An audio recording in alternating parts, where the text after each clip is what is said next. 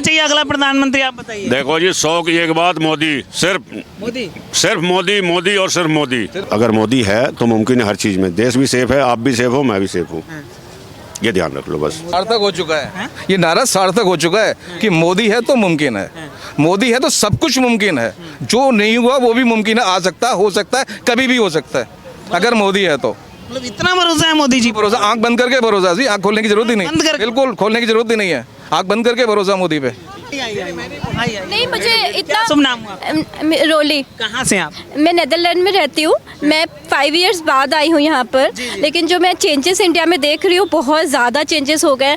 मतलब पहले सब कैश में होता था पेमेंट, अभी जैसे इतना डिजिटल इंडिया हो गया है, और मतलब मुझे बहुत डिफरेंस दिखा इस बार 5 इयर्स आकर के इंडिया में।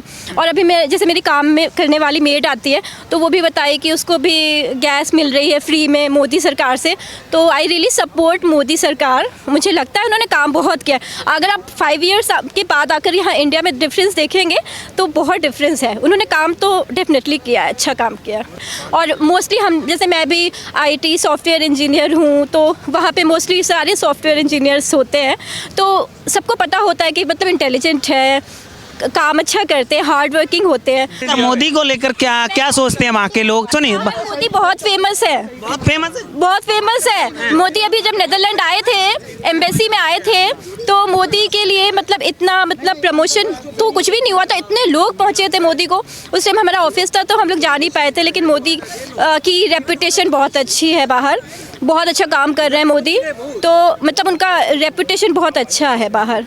खुद से गई हुई हैं, खुद से गई हैं, कुछ सेटल हैं, कुछ काम करती हैं, अपना जॉब करती हैं और आज तारीफ कर रही हैं। इंडिया में नहीं रहती, इन्होंने इंडिया का कुछ भी नहीं लिया होगा अभी, ना राशन, ना बिजली, ना पानी, कुछ नहीं, इन्होंने कुछ अवेल किया ही नहीं होगा, उसके बावजूद ये मोदी की तारीफ हो रही है, सोचने वाली बात है। अच्छा, आप इंडिया में नहीं है अभी?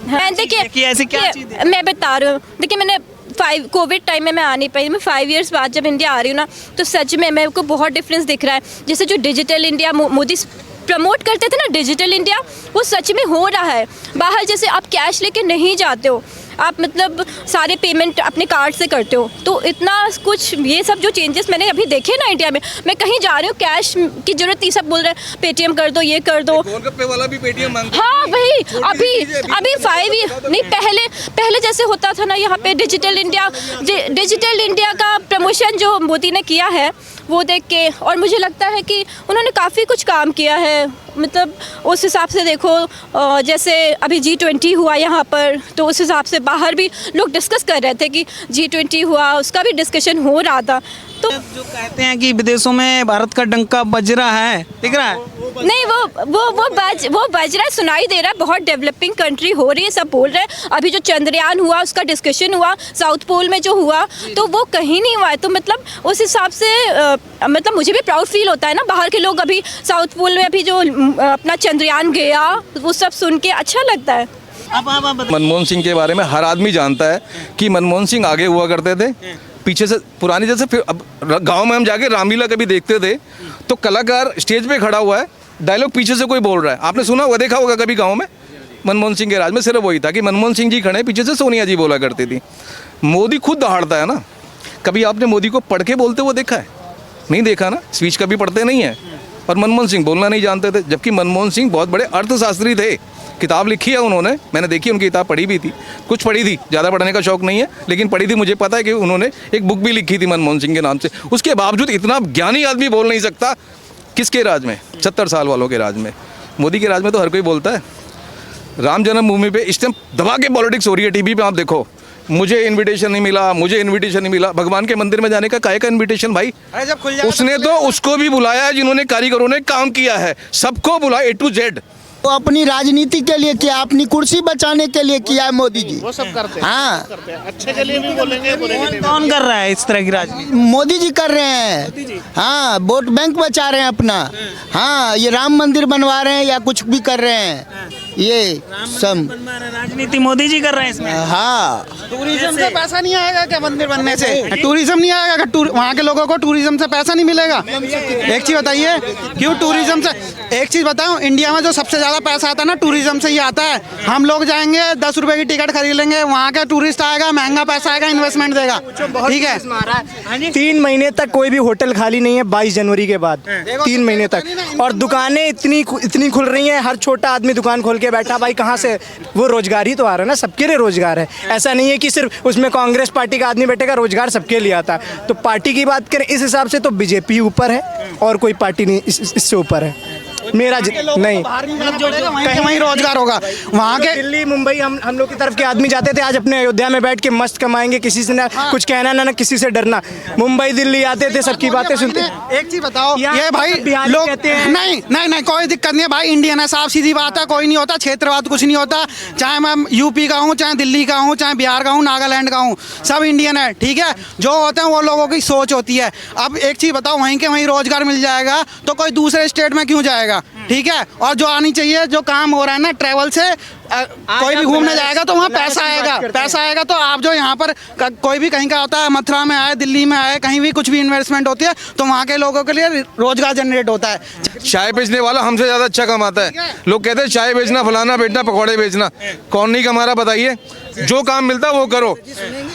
और मोदी जी रोजगार दे रहे हैं, नौकरी सबको नहीं दे सकते। नौकरी तो 70 साल में राहुल गांधी ने भी नहीं दी। 70 साल में राहुल गांधी फैमिली बनी है। तो मेरी 60 साल की एज है, लेकिन मैं भी प्राइवेट नौकरी कर रहा हूँ और खुश हूँ, कोई प्रॉब्लम नहीं है। कोई प्रॉब्लम नहीं है, ना फ्री की बिजली लेता, ना फ्री का पानी लेता, ना फ्री में यात्रा करता, ना मुझे मोदी से फ्री चाहिए। लेकिन मुझे मोदी चाहिए, क्योंकि सेफ हूँ, मेरी आने वाली जनरेशन सेफ रहेगी, इसलिए मोदी चाहिए। तो आज वो सब चाहिए या हमारे को राशन पानी चाहिए? राशन पानी तो भाई कमा लेंगे। आज का युवा कौन नहीं कमाना जानता?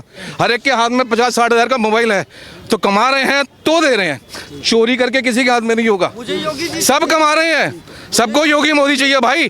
देखो एक बात बताऊं, रोजगार तो खुद भी पैदा कर सकते हो ना। हर आदमी कर रहे हैं। हर आदमी आज पैसे वाला, हर आदमी ऐशो आराम की जिंदगी जी रहा है। हर आदमी आज डीटीसी से ज्यादा कैब में चलना पसंद करता है। क्यों? 500 रुपये कैब वाले को दे देगा, 50 रुपये डीटीसी, जबकि वो तो फ्री कर रखी है औरतों के लिए, फिर भी आदमी कैब में चलता है। पैसा है लोगों के पास। ये गरीबी का तो सिर्फ नाटक है कि सरकारी नौकरी नहीं, सरकारी, हर आदमी सरकारी। मैं टीवी पे भी देखता हूँ, रोजगार नहीं, युवा मरे। कौन सा युवा मर रहा भाई? कोई युवा नहीं मर रहा।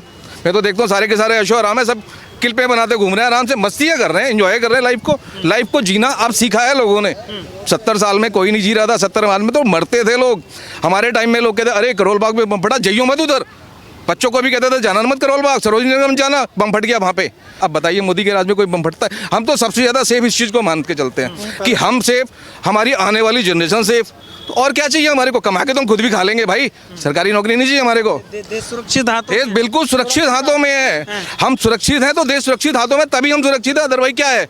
आज मिलिट्री वाले हर एक किसी बंदे से पूछ के देख लो, सब कहते हैं हम सेफ हैं। जी बिल्कुल। एक बात बताओ, राहुल की कोई एक बात आपको लगती है मैच्योर वाली है? बच्चों की तरफ जुमले मारना, और क्या बताएं राहुल के बारे में? तो राहुल बात करते हैं लोकतंत्र के बचाने की। बचता है क्या? देश जोड़ो यात्रा अभी निकला है, यहाँ नया यात्रा फला। भाई काय का नया दिल भरा, ये बता दो मेरे को, किस चीज का नया दिल भरा? कौन सी नई यात्रा चल रही है अभी? नफरत फैला रखी है, मोहब्बत की दुकान तो काहे की नफरत तो हमने कांग्रेस के राज में देखी है। हिंदू मुस्लिम में जितनी नफरत हुआ करती थी, पटला हाउस में जब बम फटे थे, याद है? सोनिया गांधी गई थी वहां होने के लिए, गई थी, तो वो नफरत देखी थी। वो हिंदू मुस्लिम को अलग करने वाली बातें थी। हिंदू मुस्लिम तो शुरू से मिलकर रहता है, क्या दिक्कत है?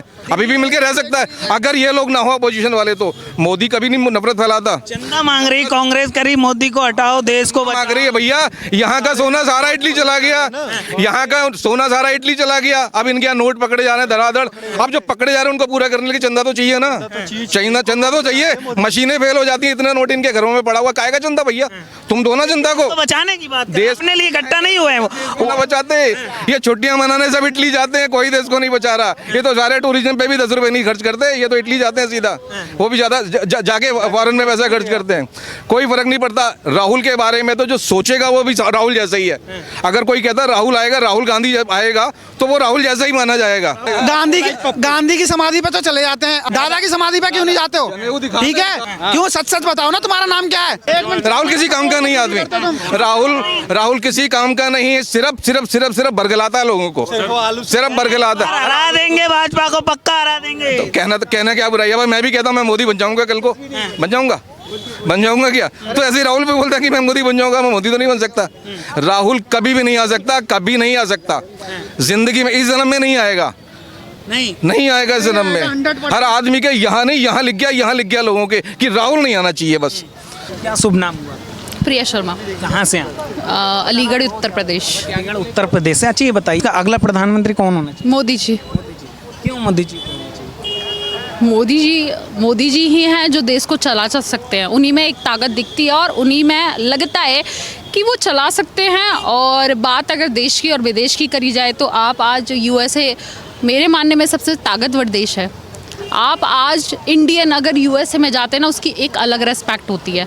और वो भी जैसे हमारे यहाँ किसी भी आए हुए अतिथि का अभिवादन हाथ जोड़ के किया जाता है, उसी प्रकार आप अमेरिका में जाइए, आपका हाथ जोड़कर ही अभिवादन होगा।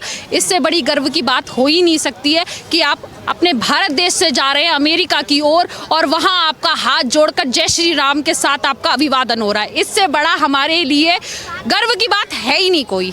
आप देखिए, सबसे बड़ी बात एक्सपीरियंस, अनुभव ना बड़ी चीज़ होती है। अनुभव है उनके पास और सबसे बड़ी बात वो सारी चीज़ों को सोच समझ के चलते हैं। अभी मैंने मुद्दा सुना है यहाँ पे बहुत सारे लोगों का कि लोग ये कह रहे हैं कि मोदी जी का तो कोई परिवार नहीं है, इसलिए मोदी जी क्या जाने परिवार के दुख।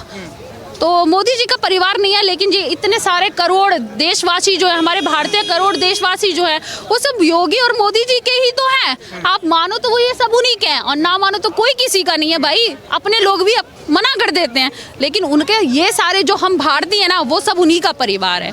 सब बहुत खुश है योगी सरकार से और 2024 में हम भी यही कामना तो करनी ही नहीं है, आने तो योगी जी और मोदी जी हैं हमारी तरफ से। बिल्कुल बिल्कुल। जी में ऐसी क्या क्वालिटी दिखती है, ऐसे क्या गुण दिखते हैं कि आप कह रहे हैं कि कोई नहीं चाहिए, केवल मोदी जी चाहिए? सारे गुण हैं जो होने चाहिए, वो सारे गुण उन्हीं में है। 36 के 36 गुण उन्हीं में है।